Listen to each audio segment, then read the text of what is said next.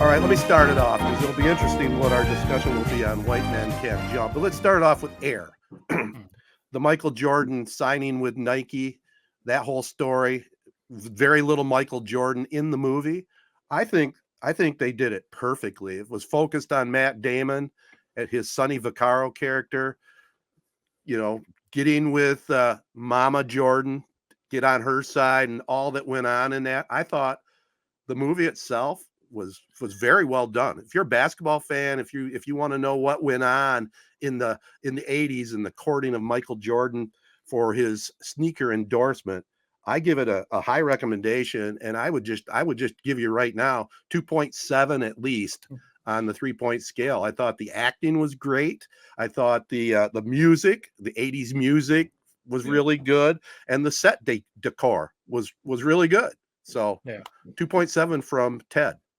Especially you being someone, we've talked about this with other movies or shows, you being someone from that era, I guess, you know what clothes looked like, what fashion and hair and, music and stuff like that looked like. So, if it's not authentic, you would know right away.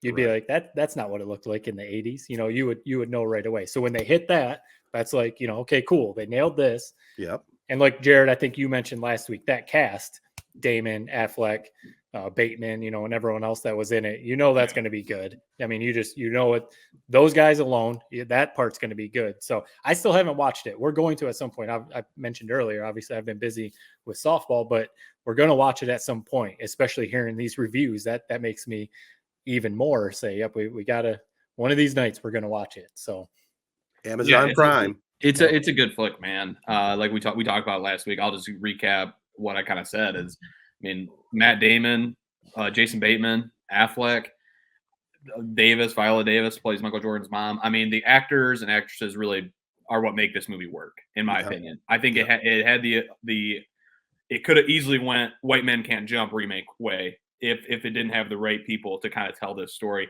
It's just cool hearing like the behind the scenes. Obviously, it's not exactly fact, but it's cool hearing the sort of behind the scenes of what a big sliding doors moment that really was for Nike, for Jordan, for professional athletes in general, where they started having their own shoe and that type of thing. It's hilarious to think that Magic, Bird, they never really had their signature shoe. I actually think they shared the same shoe, the quote unquote weapon. Converse All-Star. What a missed opportunity that really was for Converse or whoever, Adidas back in the day. Yeah, and think about now. Everyone, New Balance has signature athletes. You mentioned Ja Morant earlier, Ted. He's probably losing his Nike shoe deal. Kevin Durant just got the lifetime contract with Nike. So a little side note for you too. Back in the early 80s, I was still playing pretty good competitive City League basketball, and my shoe of choice was the Converse All-Star. This is before Nike, made it with Jordan. I love my Converse. They were the shoe to wear. Did you ever come around on the Jordan train? Did you ever buy yourself a pair of Air Jordans back in the day?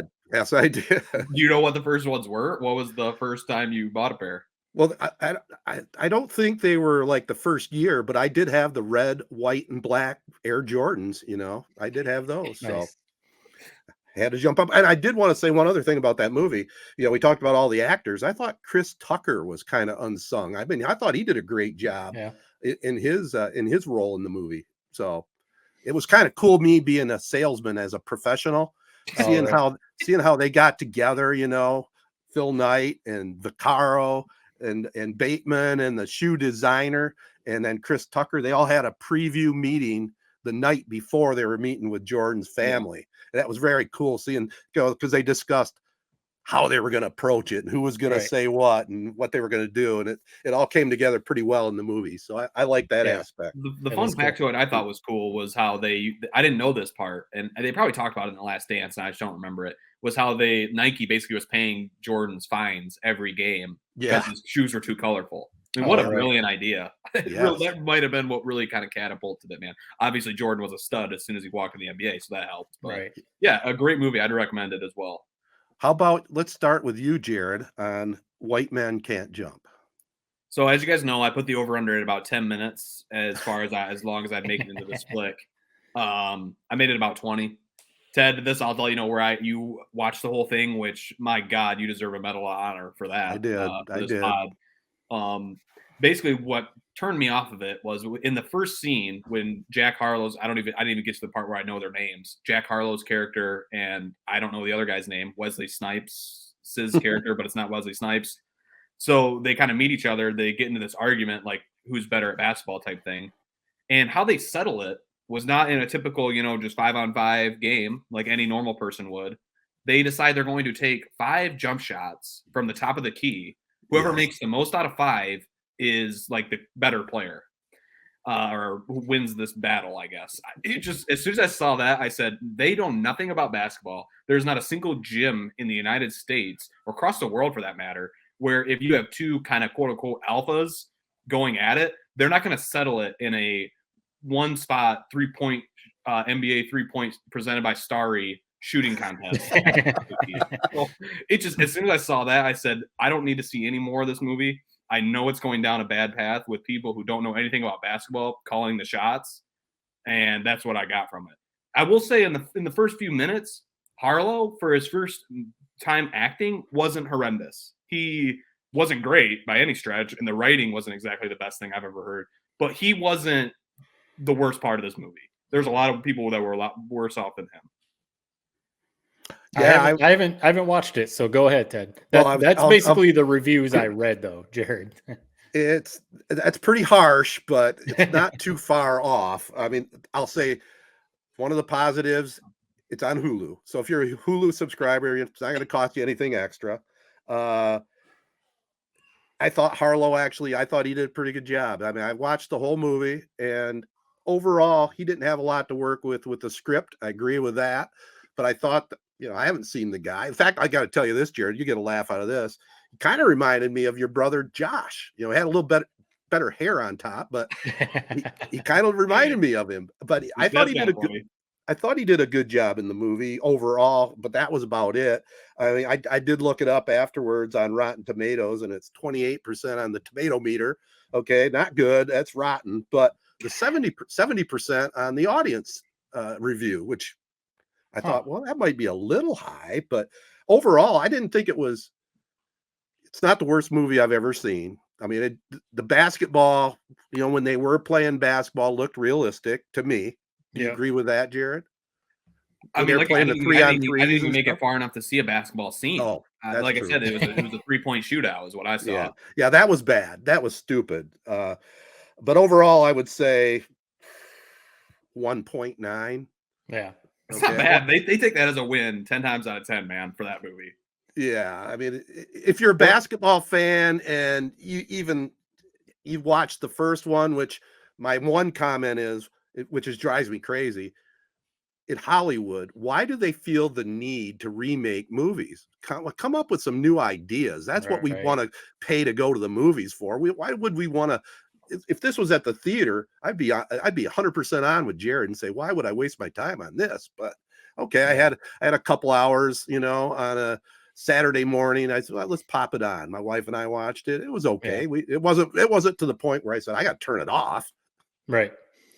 Yeah, it does seem like, are they trying to cater to the generation who watched the original one? Like with them remaking Space Jam. Now, the kids like me who grew up on Space Jam maybe now have kids. So it's like, hey, let's watch this new Space Jam. Maybe that's what they're trying to do. Maybe. Would you guys say so? Not Jared, because you didn't make it past the first scene. Was it the writing? Was it the acting? Was it that it didn't live up to, the original? Like, what do you think knocked it down so much? I think it was the script. I think it was the writing. I mean, the acting was okay. It wasn't Academy Award winning acting. You look at a movie like Air, where you got who we've already talked about, Bateman and all those guys, Damon. These were kind of new people in the acting world for the most part, other than the guy that played Wesley Snipes' dad. He's been around, and he had a small part, but he was pretty good. He kind of reminded me, who was the guy that was the father figure? Help me out. The guy that was all over ESPN, the loudmouth guy, talking. LeVar Ball. Who? LeVar Ball. Oh, LeVar Ball. Yeah, Ball. Yeah. It was kind of a guy like that is what they tried to print out for you. Okay. But I think the script was real weak. Yeah. All right. I mean, it's dude. I tell you what, Matt, turn this movie on. If you make it further than I did, kudos to you. If you make it through the entire movie, I mean, you deserve. You should be having President Biden putting a medal around your neck next week. I mean, I can't believe, Ted, you made it all the way through it, and sounds like you didn't really mind it. Sounds like you kind of enjoyed your time with this movie. I've seen worse. I've seen worse. Let's just put it that way. It was pretty. It wasn't a great movie by any stretch, but I have seen worse. But like I said, 1.9. That's not real high on my schedule. No, I mean, that's not terrible though. That's not a bad score. What, 60% maybe? Yeah. Yeah. Well, hey, I do. It's fresh. If it's 60%, man, that's fresh on Rotten Tomatoes. So you would say it's a fresh movie by your scale. I guess. I don't know. Well, put me in the 70% audience. Right. Yeah. Right. One other thing, you guys know I like my mysteries and thrillers. I just happened to come upon one. I think your mom talked about it one time, Jared. It's called Behind Her Eyes. It's a Netflix. That's a trippy one, man. 6 parts. Have you seen it? Yeah. Okay. It is trippy. I mean, it's like I said, a thriller. It involves 3 people. It's kind of a love triangle thing, but I won't ruin the ending. But I will say the ending is very trippy. It leaves a pit in your stomach. You know those certain shows or movies you watch where it sticks with you for a day. That's kind of how I would describe that one. It leaves a pit in your stomach that throws off your entire day. It was pretty wild, I will say that. But if you like thrillers, man, it's only a 6-part series. It's not bad. And this isn't based on a true story. It's not based on a book. It's a book. Novel. Yeah. So, no, I agree. I'm surprised I never recommended that on this show. That's definitely worth a watch. Like I said, do it when you don't have anything going on the rest of the day because it kind of messes with you. Yeah. They tied it together pretty good. Nice. All right, that's all I have on Tedertainment. Anything else from you guys?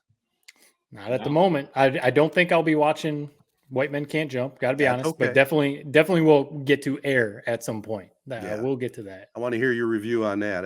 I thought it was well done. I'll give a quick shout out, and not even entertainment, but Bob Baffert. Yeah. When you see Baffert, he won me some dough. You know, not a lot. I bet 25, and he won me $100 this weekend. I mean, who is more legendary and dependable? We talk about undependable players: Anthony Davis, LeBron James. He is dependable, man. National treasure. His horse couldn't run in the Kentucky Derby because of violations, but he ran in this one. He wins it. So I just want to give a quick shout out to our guy, Bob Baffert. He's always there for us. Yeah, he had quite a day too, losing one of his horses too earlier in the day. Right. He had to euthanize it. I didn't hear that. Yeah. There's also somebody building like the Great Wall of China above me. Sorry for anyone that's hearing that. I'm going to mute myself. Yeah, I think that's a signal we got to bail out of here.